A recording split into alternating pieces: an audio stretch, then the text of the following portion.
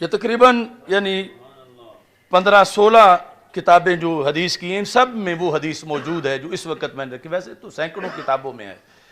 یہ صحیح مسلم شریف کے اندر اس سلسلہ میں بنیادی حدیث ہے، کتاب الفتن و اشراط الساعہ،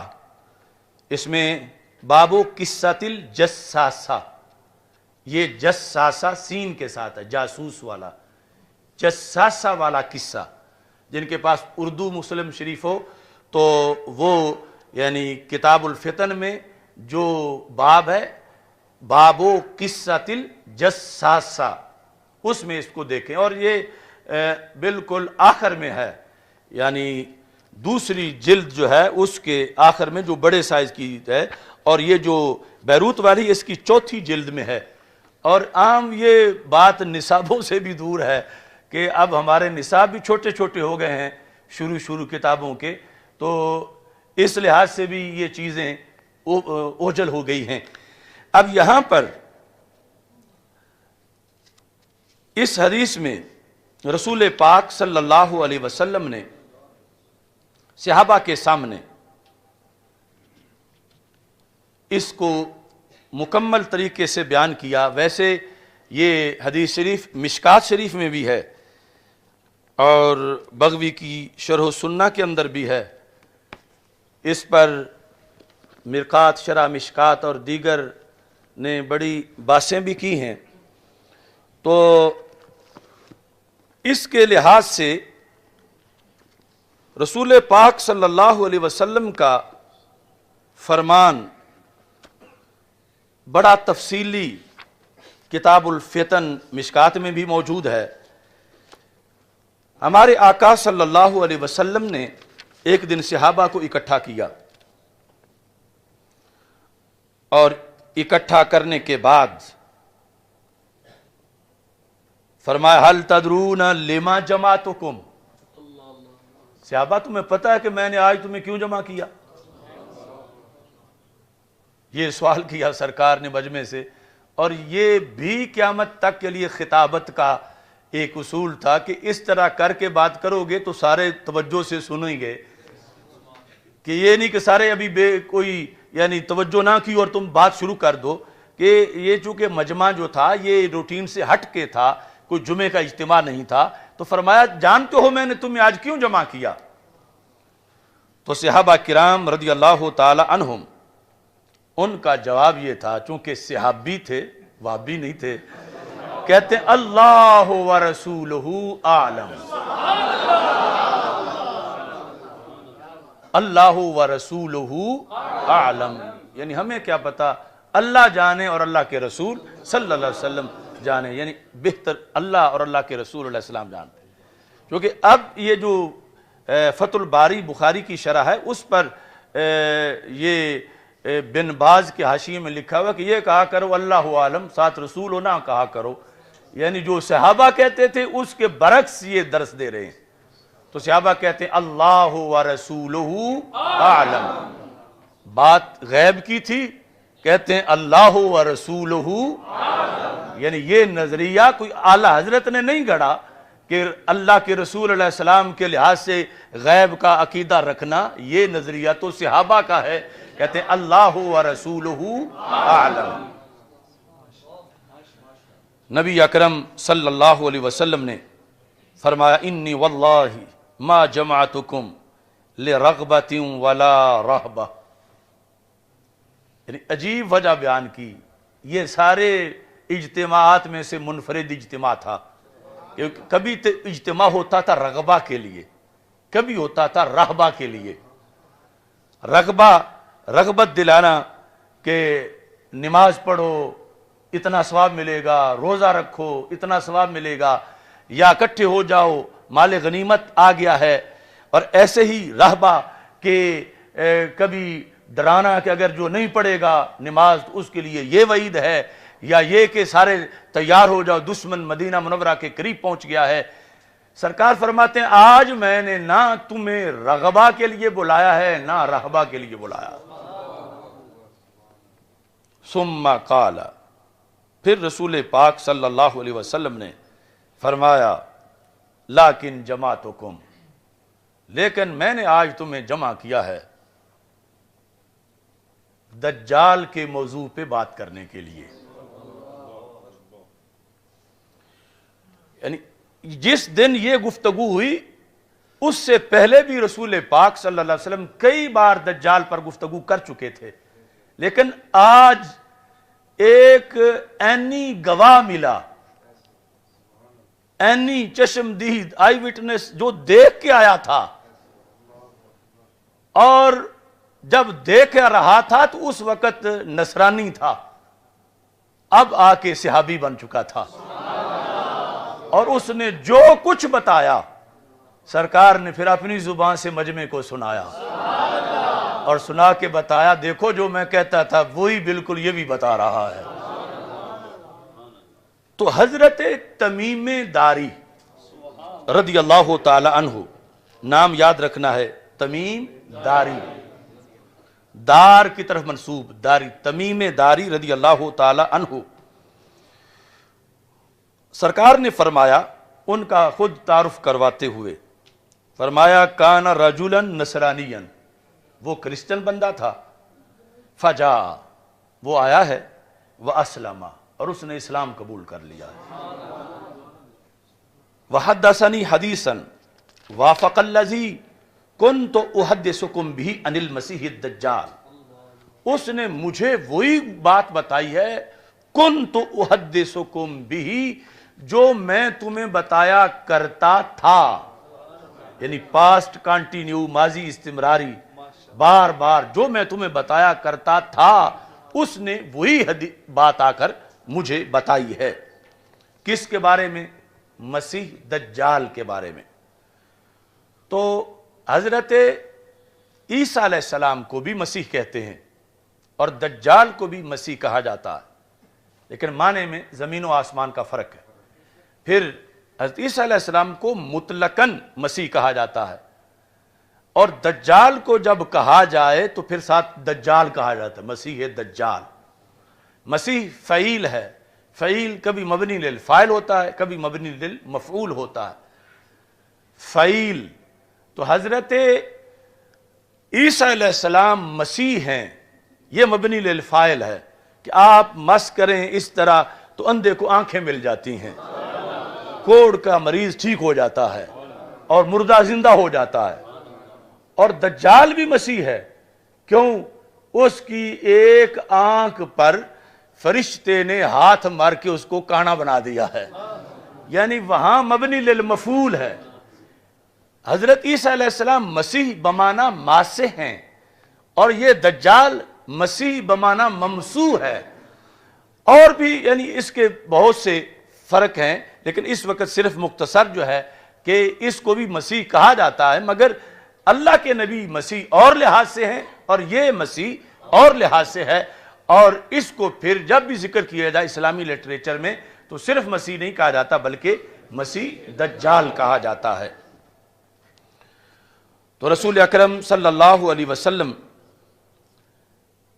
آپ نے یہ ارشاد فرمایا کہ تمیم داری کہتے ہیں انہو راکب فی سفینۃ بحریہ، وہ ایک بحری جہاز میں، یعنی اس زمانے کا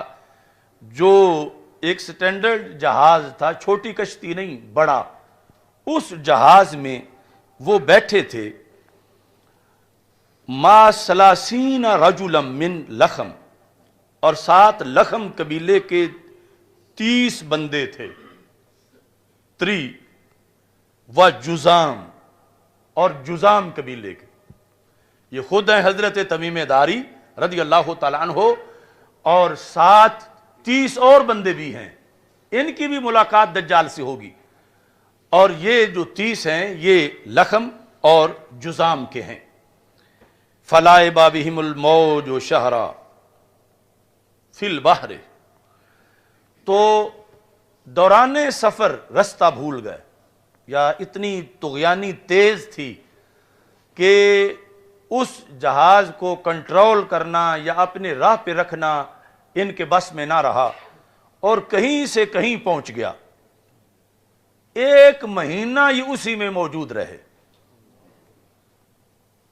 یعنی کوئی جو بھی انہوں نے سامان کھانے کا رکھا ہوا تھا اس میں، مہینہ تک انہیں پتہ ہی نہیں چلتا تھا کہ ہم نے جانا کس طرف ہے، یعنی اتنا دور پانیوں میں وہ جہاز ان کو لے کے چلتا پھرتا رہا۔ لغوی معنی ہے لعب بہم الموج شہرن، کہ سمندر کی موجیں 1 مہینہ ان سے کھیلتی رہیں اور ان کو چکر دیتی رہیں، اور وہ اس بحری سفینے میں بیٹھے ہوئے تھے۔ بالآخر مہینے کے بعد ایک جزیرے کے پاس ان کا جہاز پہنچا، یعنی جہاں سمندر کے اندر تھوڑی سی انہیں خشک جگہ نظر آئی، تو وہاں جس وقت یہ پہنچے، فَأَرْفَوْا إِلَى جَزِيرَةٍ حِينَ تَغْرُبُ الشَّمْسِ، سورج غروب ہونے کا وقت تھا، اور یہ مہینہ اپنے وطن سے دور اس جزیرے کے پاس یہ پہنچے، اور یہ گفتگو سرکار صحابہ کے سامنے فرما رہے ہیں، یعنی ہمارے لیے اس لیے اس کا ایک ایک حرف قطعی ہے کہ رسول پاک صلی اللہ علیہ وسلم نے اس کو خود بیان کیا، ہم نے تو سرکار کے لفظوں کو دیکھنا ہے۔ فَجَلَسُوا فِي أَقْرُبِ السَّفِينَةِ، یہ اقرب اور اقرب 2 طرح پڑھا جا سکتا ہے، تو اس طرح آج بھی ہے کہ بڑے جہازوں میں پھر چھوٹی چھوٹی کشتیاں بھی رکھی جاتی ہیں کہ کہیں حادثہ ہو تو ان کو استعمال کر لیا جائے، تو جزیرے کے قریب جا کر، یعنی آگے جب جہاز کا مزید قریب ہونا پانی گہرا نہ ہونے کی وجہ سے مشکل ہوا، تو چھوٹی کشتیوں میں بیٹھ کر یہ جزیرے میں داخل ہوئے۔ کہتے ہیں فَلَاقِيَتْهُمْ دَابَّةٌ، جب یہ جزیرے میں داخل ہوئے تو سامنے ایک جانور کھڑا تھا، احلب، جس کے بال بڑے موٹے موٹے تھے، اور وہ کثیر الشعر تھا، لا یدرون ما قبلہ من دبرہ، یعنی اتنے زیادہ بال تھے کہ یہ پہچاننا مشکل تھا کہ اس کا اگلا پاسا کون سا ہے اور پچھلا کون سا ہے، منہ کدھر ہے، اس کی پشت کدھر ہے، یعنی اتنے اس جانور پر بال تھے، لیکن بولی انسانی بولتا تھا، اور اس کا باقاعدہ قرآن میں ہے، اس کو دابۃ الارض کہتے ہیں، اس کا قرآن میں ذکر ہے، تو یہ دابۃ الارض وہاں موجود تھا۔ صحابہ کرام رضی اللہ تعالی عنہم نے جب اس کو دیکھا کہ یہ عجیب چیز ہے، اس جیسا آگے کبھی جانور دیکھا نہیں، قالوا ویلک ما انت، انہوں نے کہا تو تباہ ہو جائے، تو ہے کیا؟ ما انت قالت انا الجساسہ، اس نے کہا میں جساسہ ہوں، میرا نام جساسہ ہے۔ جساسہ جاسوس، یعنی میں دجال کی خبر دینے والی ہوں، میں جساسہ ہوں۔ یہاں پھر یعنی 2 طرح کی حدیثیں ہیں، کہ دوسری حدیث میں ہے کہ جب صحابہ نکلے تو آگے ایک عورت کھڑی تھی جزیرے میں، اور اس میں ہے کہ یہ دابۃ الارض تھا، تو تطبیق جو ہے وہ یہ کی کہ یعنی وہ دجال کے 2 ذرائع تھے، ایک وہ عورت وہ علیحدہ ہے، اور یہ دابۃ الارض علیحدہ ہے۔ اب یہ کوئی قصہ کہانی نہیں، یہ زبان رسالت سے بیان ہونے والا ہے۔ تو رسول اکرم صلی اللہ علیہ وسلم ارشاد فرماتے ہیں، اس نے ان سے گفتگو میں کہا انطلقوا الی ھذا الرجل فی الدیر، کہ یہ جو جزیرہ ہے اس کے اندر ایک گرجا ہے، اس گرجے میں ایک انسان ہے اور وہ تمہارا انتظار کر رہا ہے، انطلقوا، تم اس کی طرف چلو، اس گرجے کے اندر ایک انسان ہے، اور ساتھ یہ کہا فَإِنَّهُ إِلَىٰ خَبْرِكُمْ بِالْأَشْوَاقِ، اسے بڑا شوق ہے کہ تو اس سے بات کرے۔ یہ پھر یعنی چونکہ اس کے ریلیشن تھے اس کے ساتھ، یہ جو دابۃ الارض تھا، کہ اسے یعنی یہاں بڑی دیر ہو گئی ہے اور اسے کچھ خبریں چاہیے ایک علاقے کی، اور وہ مجھے کہتا رہتا ہے کہ کوئی بندے آئیں کہیں سے تو مجھے ملاؤ. اسے بڑا شوق ہے کہ وہ کوئی انسانوں سے ملاقات کرے. تو تم آ گئے ہو، تم اس کے پاس یہاں گرجے کے اندر داخل ہو جاؤ.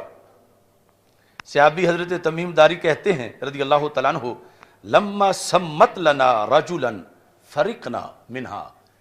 جب اس نے، یعنی ایک تو ویسی وہ ڈرونی سی چیز تھی اور بولی انسانی تھی، اور جب اس نے آگے یہ کہا کہ گرجے میں ایک بیٹھا ہوا ہے اور وہ تمہیں ملنا چاہتا ہے، تو ہمیں اس سے ڈر آیا. یہ جو خبر دینے والا جانور تھا، کہتے ہیں فرقنا منہا، ہم اس سے ڈر گئے، ان تکون شیطانہ، کہ کہیں یہ جن نہ ہو. شیطانہ کا اطلاق مؤنث جن پر، کہ یہ جو جانور ہمیں نظر آ رہا ہے یہ کوئی جن ہے، یعنی اس طرح کی عجیب و غریب یہ باتیں کر رہا ہے کہ انہیں ہمارا شوق ہے اس کو اور ادھر جا کے ملو. کہتے ہیں فانطلقنا سراعا، تو ہم نے یعنی جلدی جلدی اسے چھوڑا کہ یہ پتہ نہیں کیا مصیبت ہے، ہم ادھر جاتے ہیں جہاں کوئی انسان ہے اندر گرجے میں. حتی دخلنا الدیر، یہاں تک کہ ہم اس گرجے میں داخل ہو گئے. فَإِذًا فِيهِ أَعْظَمُ إِنسان رَأَيْنَاهُ، ہم نے آج تک اتنے بڑے جثے والا انسان نہیں دیکھا تھا جتنا اس جزیرے کے، اس گرجے کے اندر تھا، جس جزیرے میں ہم مہینہ سفر کرنے کے بعد پہنچے تھے اور ہمیں پتہ نہیں تھا کہ محل وقوع کیا ہے. اتنا بڑا اس کا جثہ تھا. اور پھر یہ ذہن میں رکھو کہ یہ سب کچھ سرکار صلی اللہ علیہ وسلم صحابہ کے سامنے بیان کر رہے ہیں. کہتے ہیں کہ اس کا جسم مضبوط بھی بڑا تھا، اور پھر وہ اس حالت میں تھا، یعنی آزاد نہیں تھا، وہاں پر جکڑا ہوا تھا. مجموعاتن یادہ الی عنقہ، اس کے یہ جو ہاتھ ہے گردن پر پیچھے باندھے ہوئے تھے، اور ما بین رکبتیہ الی کعبیہ بالحدید، اس کے گھٹنوں سے لے کر ٹخنوں تک ساری اس کی جو پنڈلیاں تھیں وہ بیڑیوں سے بھری ہوئی تھیں. یعنی صرف ایک بیڑی سے نہیں ڈالی گئی تھی، بہت طاقتور تھا، اور اس کو گھٹنوں سے لے کر ٹخنوں تک لوہے کی زنجیروں میں جکڑا ہوا تھا، اور اس کے ہاتھ جو ہیں وہ بھی گردن پر باندھے ہوئے تھے. تو کہتے ہیں جس وقت ہم نے اس کو دیکھا تو دیکھنے کے بعد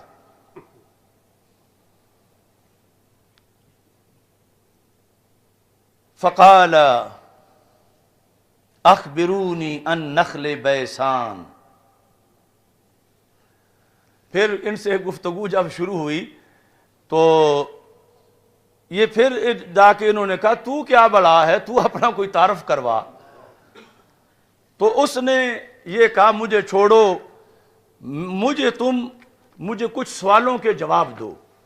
اس نے پھر 4 سوال کیے. حضرت تمیم داری رضی اللہ تعالیٰ عنہ نے وہ 4 سوال رسول پاک صلی اللہ علیہ وسلم کے سامنے بیان کیے.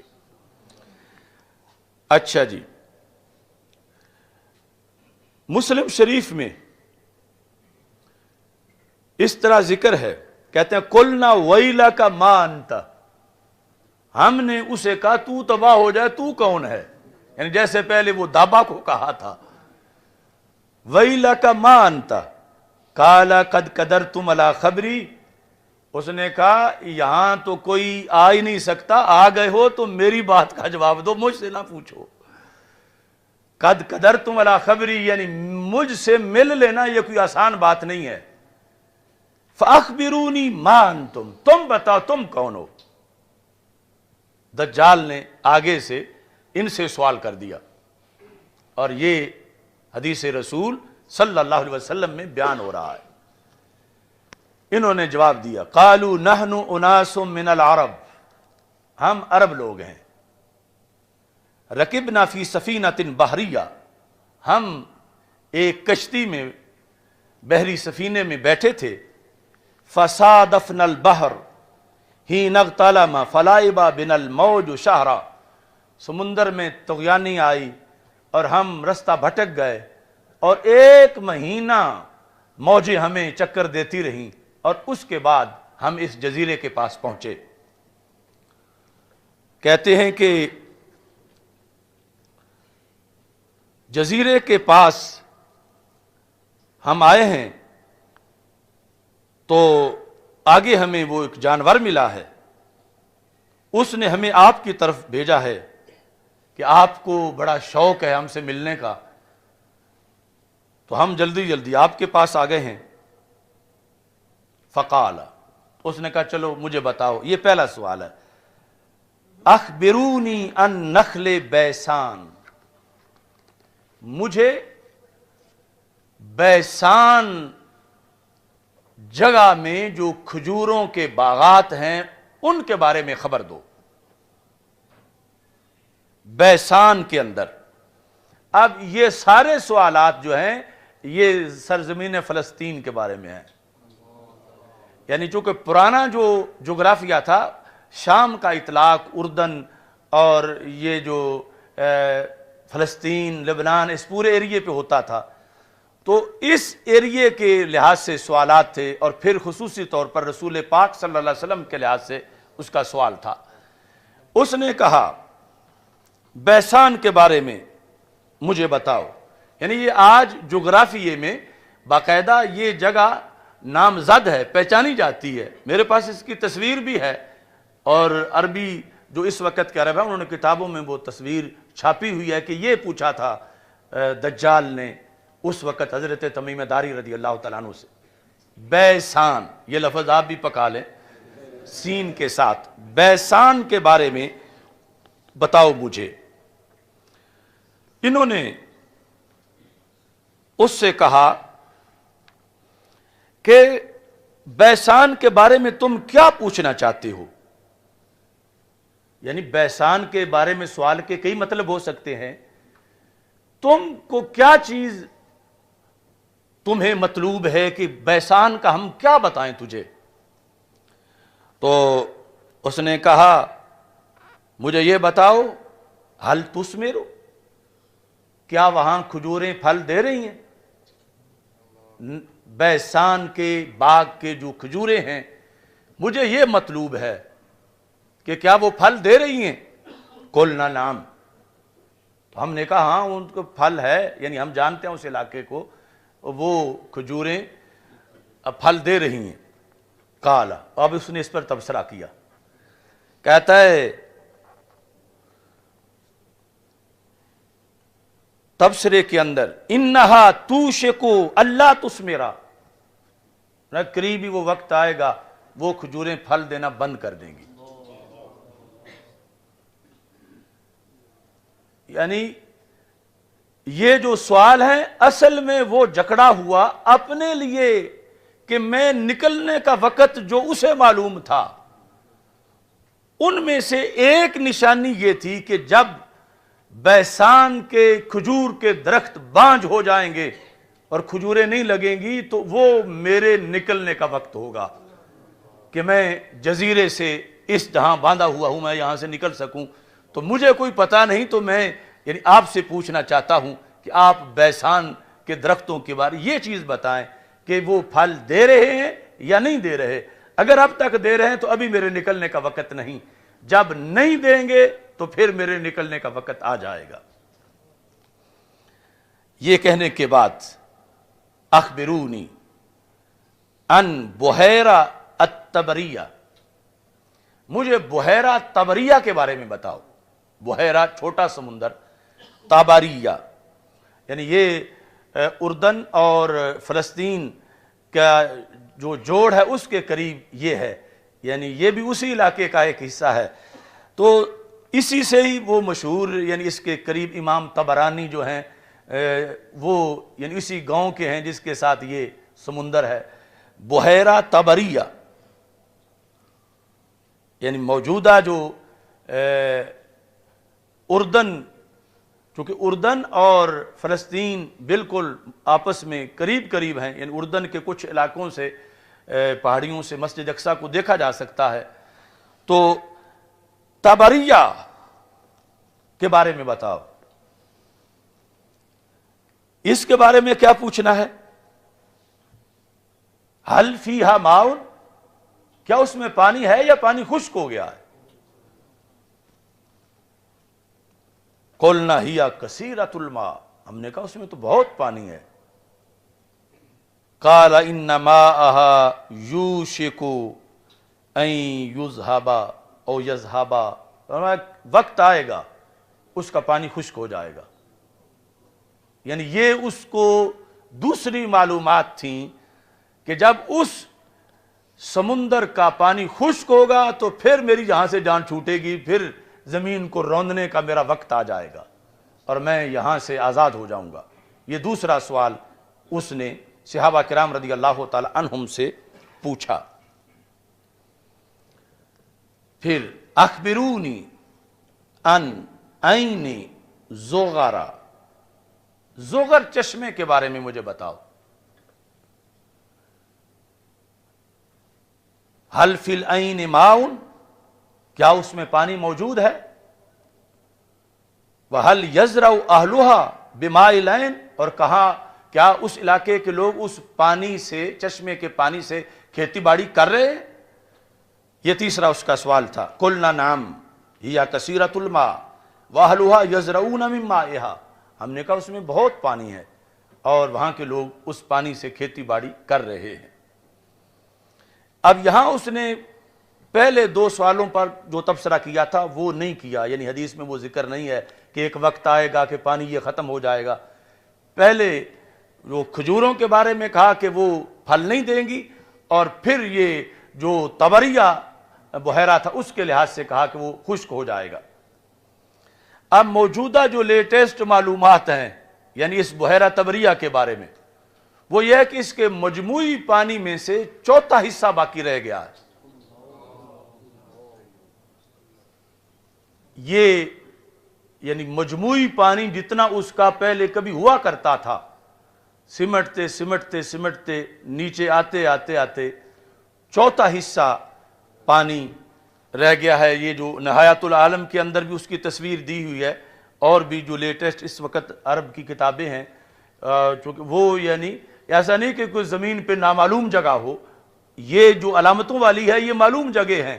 اور یہ بھی یعنی فلسطین کے ایریے کا وہ جو کھجوروں والا باغ ہے وہ بھی فلسطین کا، اور یہ بھی اس سے اٹیچ جگہ ہے. تیسرا زغر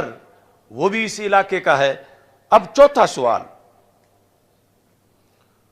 سوال یہ تھا، اس نے کہا اخبرونی عن نبی الامیین، نبی الامیین، امیوں کے نبی کی مجھے خبر دو. ایک تھا نا نبی امی کی، امی کو نبی کی صفت بنایا جائے، اس نے کہا امیین کے نبی، یعنی عربوں کے جو نبی ہیں صلی اللہ علیہ وسلم، ان کے بارے میں تم مجھے خبر دو. ما فعل، کیا بنا ان کا، کیسی رہی نبوت ان کی، یعنی ما فعل، انہوں نے کیسے اپنی نبوت کا نظام چلایا. تو کہتے ہیں کہ قلنا، ہم نے کہا قد خرج من مکہ ونزل بیثرب، کہ مکہ مکرمہ سے تو وہ نکل آئے ہیں، ہجرت کر لیا انہوں نے، اور یثرب میں اس وقت وہ رہتے ہیں.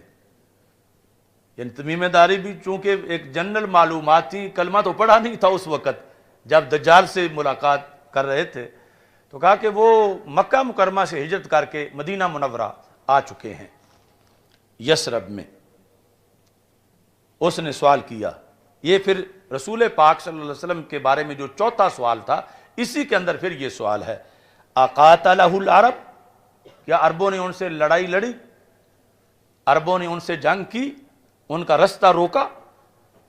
قلنا نعم، ہم نے کہا ہاں عربوں نے ان سے لڑائیاں لڑیں. اس نے پھر آگے سوال کیا کیف صنع بہم، تو پھر یہ جو حضرت محمد صلی اللہ علیہ وسلم ہیں، انہوں نے ان عربوں کے ساتھ کیا سلوک کیا؟ جب انہوں نے ان کا رستہ روکا، ان سے جنگیں کی، تو انہوں نے ان کا کیا کس طرح سلوک کیا ان کے ساتھ؟ فَأَخْبَرْنَاهُ أَنَّهُ قَدْ ظَهَرَ، ہم نے کہا عربوں پر تو وہ غالب آ گئے، یعنی عرب سارے اب یا تو ان کا کلمہ پڑھ گئے ہیں یا پھر تباہ ہو گئے ہیں، عربوں پہ وہ غالب آ گئے ہیں۔ یعنی ایک جو معلومات تھیں ان نصارہ کے پاس کہ نبوت، ہجرت تو انہوں نے کی ہے مگر مدینہ منورہ میں آ کے بڑے طاقتور ہو گئے ہیں اور جنگیں ہوئی ہیں اور عربوں پہ وہ غالب آ چکے ہیں۔ یہاں پہنچ کر لفظ یہ تھے قد ظہر علی من یلیہ من العرب واطاعوہ، کہ جو بھی عرب کے ایریے ان کے قریب قریب تھے ان پہ وہ غالب آ گئے ہیں اور عربوں نے ان کی اطاعت کر لی ہے۔ اب یہ جملہ ہے جو کہ ایک تاریخی جملہ ہے، یعنی جس جملے کی توقع نہیں کی جا سکتی تھی دجال سے، مگر آمنہ کے لال صلی اللہ علیہ وسلم کی شان رب اس کی زبان سے بھی بیان کروا رہا۔ جس طرح وہ شیطان نے بھی آیت الکرسی کا درس دے دیا تھا تو سرکار نے فرمایا ان الکذوب قد یصدق، بڑا جھوٹا بھی کبھی سچ بول جاتا ہے۔ دجال تھا مگر پھر بھی یہ جملہ بول گیا جب پتہ چلا کہ عربوں سے جنگیں ہوئی ہیں، عربوں پہ وہ غالب آ گئے ہیں، عربوں نے ان کی اطاعت کر لی ہے، تو کہتا اما ان ذالک خیر لہم، یہی عربوں کے لیے بہتر تھا۔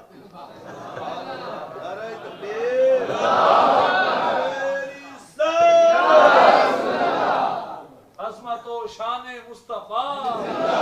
مرتبہ و مقام مصطفیٰ۔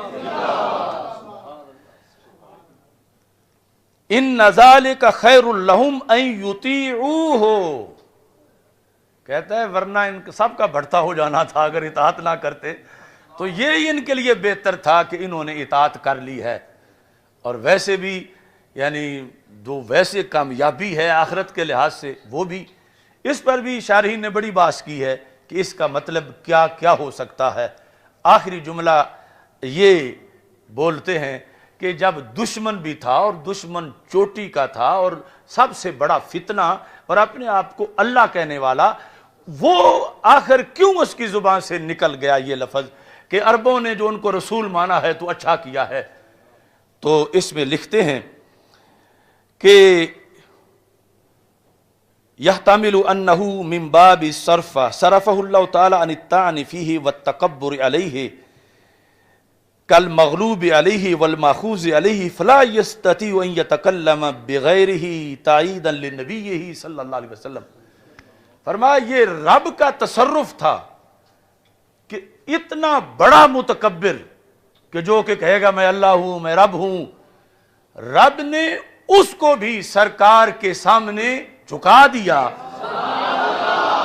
کہ اس جزیرے کے اندر بھی جہاں بظاہر سرکار کا کوئی غلام نہیں ہے کہ وہ سرکار کی توہین نہ کر سکے اور سرکار پر تنقید نہ کر سکے، یہ رب نے اس کا دل پھیر دیا کہ اگرچہ وہ جو بھی تھا لیکن اس جگہ اس نے یہی کہا کہ عرب اچھے رہے ہیں جو انہوں نے رسول پاک صلی اللہ علیہ وسلم کی اطاعت کر لی ہے۔ یہاں پر نبی اکرم صلی اللہ علیہ وسلم کے لحاظ سے ذکر کر کے اب اس نے کہا چلو میں اپنا بھی بتا دیتا ہوں۔ وَإِنِّي مُخْبِرَكُمْ أَنِّي، میں تمہیں اپنا بتاؤں میں کون ہوں؟ کہتا انی انا المسیح، یعنی اس نے کہا کہ میں ہوں مسیح، یعنی خود تو اپنے آپ کو دجال نہیں کہتا تھا، یعنی اس نے صرف مسیح کا لفظ بولا اپنے بارے میں، انی انا المسیح، یعنی مسیح دجال، میں وہ دجال ہوں، مسیح دجال۔ وَإِنِّي یوشک ان یؤذن لی فی الخروج، وقت تھوڑا ہی رہ گیا ہے، مجھے نکلنے کی اجازت دی جائے گی۔ یعنی یہ وہ تھوڑا، مطلب یہ ہے کہ صدیاں بیت گئیں اس کو اس جزیرے میں، اس گفتگو کے وقت تک بھی، کیونکہ پہلے نبیوں کے زمانے میں بھی جو پیدا ہوا تھا اور اسی جزیرے میں تھا، اور اب اس کو اگر مثال کے طور پر حضرت آدم علیہ السلام کے بعد سے لے کر اس کو 70-80 صدیاں گزر گئی ہیں، تو اب تو اس کے لیے پھر تھوڑا ہی تھا پیچھے، کہ اب میرا پیچھے جو ہے وہ تھوڑا سا زمانہ رہ گیا ہے، یا پہلے سارے انبیاء کے زمانے کے لحاظ سے کہتا بس تھوڑا سا زمانہ رہ گیا میرا، تو میں اس میں اب باہر نکلوں گا۔ ان یؤذن لی فی الخروج، مجھے اذن دیا جائے گا، یعنی جو اللہ کے نزدیک طے ہے، یعنی اسے یہ پتا ہے کہ یہ جو میرے سنگڑ مجھے مارے ہوئے ہیں یہ اللہ کے حکم سے کھلنے ہیں، اور پھر جو ہے وہ میں نے زمین میں دوڑنا ہے۔ فاخرج فاسیر فی الارض، میں زمین میں سیر کروں گا۔ فلا ادعو قریۃ الا حبتھا فی 40 لیلۃ، 40 راتوں میں پوری زمین کور کر جاؤں گا، کوئی ایک بستی بھی ایسی نہیں ہے غیر مکہ و طیبہ، مکہ مکرمہ اور مدینہ منورہ کے سوا۔ یعنی یہ اس کو بھی معلومات پوری تھیں اس وقت بھی کہ جو اس کے ساتھ ہونا ہے جب اس نے آنا ہے، جو سرکار دو عالم صلی اللہ علیہ وسلم پہلے صحابہ کو بتا چکے تھے۔ ہم نے پچھلے سال وہ کرونا والے مسئلے میں کہا تھا کہ مدینہ منورہ کی شاہراہوں پہ فرشتے کھڑے ہوں گے، دجال کو اندر نہیں آنے دیں گے، کرونا کو کیسے اندر آنے دیں گے؟ یعنی دجال تو تھا مگر کرونا نہیں تھا، کرونائی نہیں تھا کہ اس کا نظریہ یہ ہو کہ میں نے گھسی جانا ہے اندر، میں نے چلی جانا ہے۔ کہتا ہے کہ میں فلا ادعو قریۃ، میں کوئی بستی نہیں چھوڑوں گا، نکرہ تحت النفی، ہر بستی میں جاؤں گا، ہر بستی جاؤں گا سوائے مکہ مکرمہ کے اور مدینہ منورہ کے۔ وہ کیسے ہیں؟ کہتا ہما محرماتان علیہ، وہ دونوں مجھ پہ حرام ہیں، ان کا میں بھی احترام کروں گا، ادھر میں نہیں اندر داخل ہو جاؤں گا، میں باہر رہوں گا۔ اور پھر کہتا کلما اردت ان ادخل واحدا، حرمین میں سے جس حرم میں بھی میں داخل ہونے کا ارادہ کروں گا، ویسے جائے گا تو ضرور، اس کا ذکر بھی سرکار دو عالم صلی اللہ علیہ وسلم نے فرمایا کہ وہ احد کے پیچھے ایک پہاڑ ہے جہاں آ کر وہ ڈیرا لگائے گا، اور اتفاق سے اس کے لیے ایک محل بھی وہاں بنا دیا گیا ہے اس کی آمد سے پہلے۔ تو وہاں جا کر کہتا ہے کہ جب بھی میں پھر ارادہ کروں گا دن رات میں 24 گھنٹوں میں کہ میں اندر داخل ہو جاؤں، تو پھر کلما اردت ان ادخل واحدا منہما استقبلنی ملک بیدہ السیف سلطا، تو آگے فرشتہ کھڑا ہوگا اور اس کے ہاتھ میں تلوار وہ ہوگی جو نیام سے باہر ہوگی،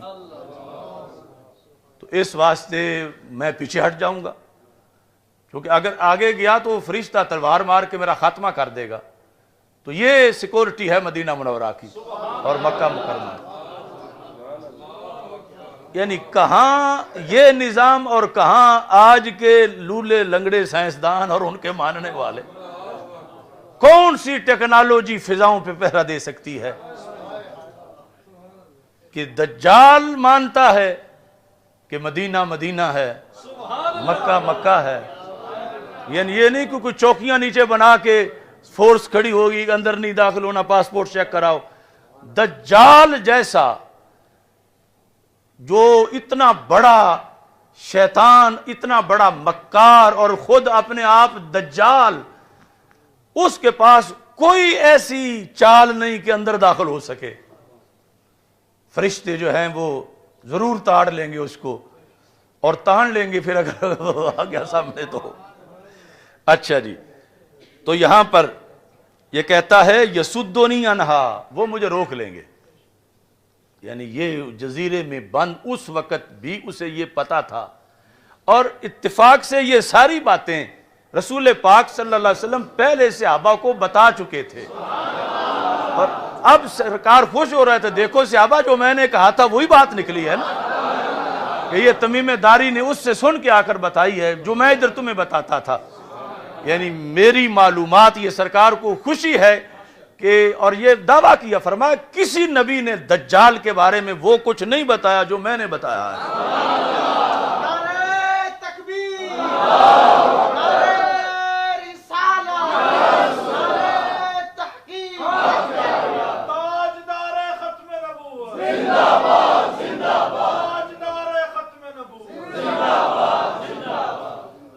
پھر کہتا وَإِنَّ عَلَى كُلِّ نَقَبٍ مِّنْهَا مَلَائِكَةٌ، یہ جو انتظام ہے نا کسی ایک گیٹ پر نہیں، مدینہ منورہ کے ہر داخلی رستے پر یہی ہے شرع. کل نقب، جس طرح یہ اردو میں نقب لگانا، تو یعنی داخلے کے لیے جو بھی کوئی گیٹ ہے اس پر یہ صورتحال ہے. ملائکہ یحرسونہا، جو گارڈ ہیں وہاں پر حفاظت کر رہے ہیں، وہ مجھے آگے نہیں جانے دیں گے. جب رسول پاک صلی اللہ علیہ وسلم نے یہ حدیث بیان کی تو سرکار بیٹھے ہوئے تھے ممبر پر، تو صحابہ جو ہیں وہ لفظوں کی ویڈیو بناتے تھے. یہ ویڈیو نہیں، لفظوں کی، کہ بعد والوں کو ہو بہو منظر سامنے آ جائے، الفاظ ایسے بولتے تھے. تو صحابہ کہتے ہیں کہ جس وقت رسول پاک صلی اللہ علیہ وسلم اس جگہ، اس بیان تک پہنچے، قال رسول اللہ صلی اللہ علیہ وسلم، اور آگے جملہ حالیہ ہے، کہا نبی اکرم صلی اللہ علیہ وسلم نے، اور حال یہ ہے کہ سرکار کیا کر رہے تھے، وَتَانَ بِمِخْصَرَتِهِ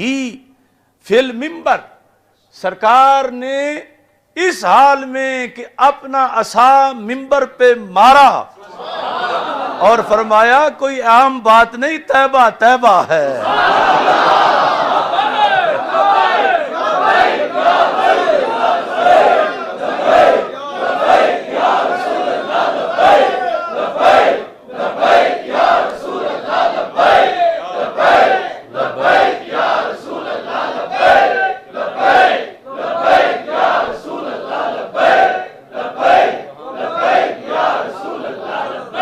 یعنی یہ ہے صحابہ کی پوری یعنی ڈیوٹی اور ان کا کمال. ویسے تو صرف لفظ ہی بتا دیتے کہ سرکار نے پھر فرمایا کہ طیبہ طیبہ ہے، لیکن کہتے ہیں کہ سرکار نے اپنا عصا ممبر پہ مار کے فرمایا ہاذہ طیبہ، ہاذہ طیبہ، ہاذہ طیبہ، یعنی 3 بار رسول پاک صلی اللہ علیہ وسلم نے فرمایا یہ میرا دار الہجرت، یہ طیبہ ہے، دجال کیسے داخل ہو سکے. یعنی یہ رسول پاک صلی اللہ علیہ وسلم نے ممبر پہ اپنا عصا مار کے، مخسرہ یہ عصا ہے ممبر پہ، یعنی اس سے بھی پتہ چلا کہ عصا ہاتھ میں ہونا اور پھر تقریر میں مار بھی لینا اس کو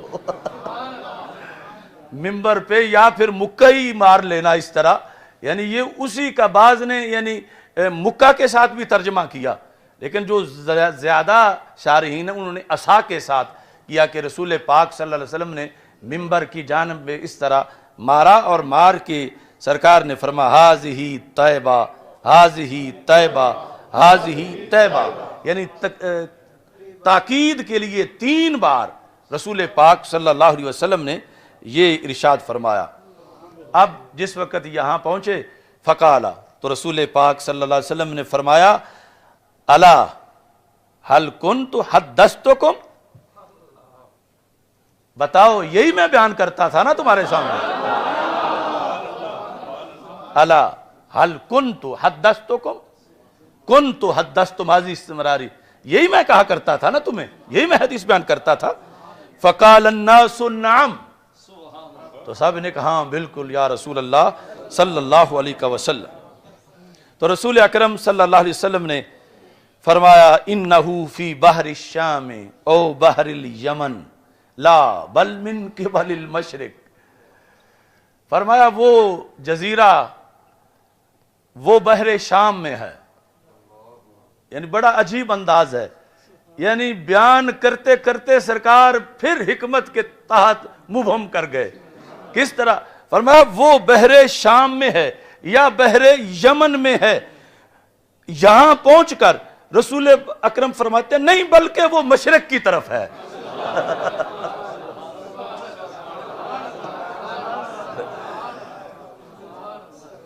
الا انہ فی بحر الشام او بحر الیمن لا بل من قبل المشرق. تو یعنی جو حکمت تھی کہ اس کو کچھ پردے میں بھی رکھنا ہے کہ جہاں وہ باندھا ہوا ہے، اللہ کی حکمت ہے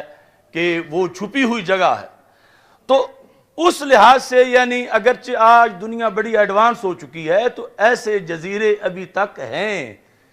کہ یعنی جہاں انسانوں کی ان حالات میں بھی رسائی نہیں ہے، اگرچہ بحری جہاز اور کیا کچھ بن چکا ہے. اور اسی لیے یعنی کچھ ایسی چیزیں ہیں ریکارڈ پر کہ کچھ جہاز اڑے اور پھر ملے نہیں واپس، گرے کہاں تھے کہاں پہنچے کہاں. یعنی کچھ بحری جہاز اور کچھ ہوائی جہاز، یعنی اس لیٹسٹ دنیا کے اندر بھی آج بھی یعنی ایسا کوئی ماحول معاملہ ہے کہ جہاں وہ گم ہیں اور وہ بحر ہے